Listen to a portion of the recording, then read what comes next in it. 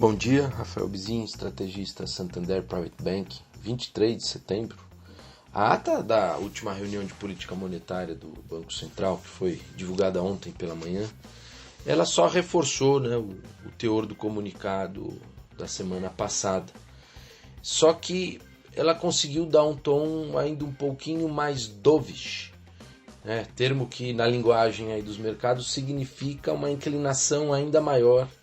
a promover ou manter maiores estímulos. As condições econômicas hoje, elas sem dúvida justificam juro mais baixo, só que não convém ficar flertando, como a gente já falou outras vezes, com a possibilidade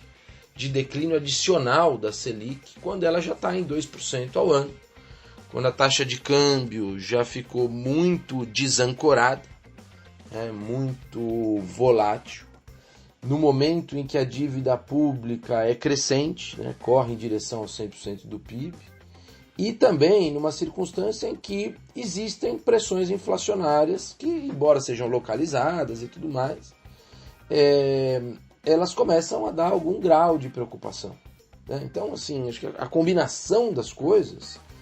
ela deveria exigir do Banco Central uma tônica um pouco mais conservadora.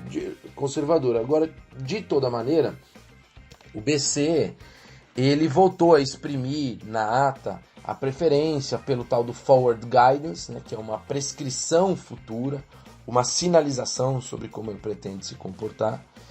porque acha que esse é o instrumento mais adequado para prover estímulos, até reconhecendo os riscos de instabilidade financeira ao deixar a taxa básica de juros num nível tão baixo diante de uma dívida pública tão alta. Agora, o BC, o que ele esclareceu a mais nessa ata de ontem em relação ao comunicado da semana passada foi o fato de que ele está confortável de que as condições para manter essa promessa de estabilidade da Selic por um período prolongado, essas condições elas estão postas. O regime fiscal, segundo o Banco Central, ele não sofreu alteração, as projeções de inflação estão abaixo da meta e as expectativas de longo prazo para a inflação igualmente estão ancoradas na meta. Então, esse conjunto de coisas, ele permite, segundo foi desenhado e construído aí pelo Banco Central, que ele continue fazendo essa promessa de Selic baixa por bastante tempo e tudo mais. Agora, sobre o regime fiscal, a interpretação da autoridade monetária é de que a piora atual das contas públicas é algo circunstancial, conjuntural, mas o compromisso com as regras aí que garantem que a dívida não vai ser explosiva segue de pé, institucionalmente falando. As discussões hoje, as discussões no Congresso, elas de fato mostram, e a gente concorda com isso, que existe uma consciência sobre a importância de lutar ao máximo para respeitar a regra do teto dos gastos. Mais técnica e politicamente tem muitos obstáculos que a gente está acompanhando, muita dificuldade para ser transposta. A equipe econômica e os líderes ali dentro do parlamento avançaram ontem, inclusive, nas conversas sobre como acomodar tudo no orçamento. Tiveram essas reuniões com o presidente da República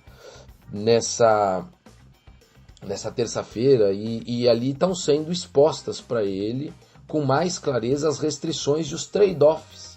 que precisam ser administrados aí para manter, por exemplo, um programa de renda mínima ou, enfim, para conseguir entregar tudo o que se quer sem superar a limitação imposta pela regra do teto dos gastos. A escassez de recursos e a necessidade real de não perder essa âncora da credibilidade fiscal por completo, exige realmente um jogo bastante criterioso agora nas soluções que vão ser sugeridas. A gente tem que ver essa PEC do Pacto Federativo, que trata do dimensionamento aí dos gatilhos de controle compulsório de despesas no ano que vem, ela vai ser apresentada em breve. Aliás, a programação era para isso ter sido apresentado ontem, mas não teve convergência ainda suficiente nessas conversas com o presidente da República, equipe econômica e parlamento, para mostrar uma proposta viável. Agora, assim, esse debate tem que continuar e não pode atrasar muito mais para que essa proposta venha à tona. Existe então, hoje, essa sensação de que a gente flerta meio com o precipício, os mercados não são insensíveis a isso, até por essa razão a gente vê o câmbio tão estressado, voltando para perto de 5,50, a gente vê as taxas de juros pré-fixadas mais longas subindo bastante ao longo das últimas semanas e ficando num patamar bem distante das taxas mais curtas, mas o nosso cenário é aquele de balança, mas não cai, continua sendo, tá? Em que, ao fim e ao cabo, alguma solução vai ser gestada,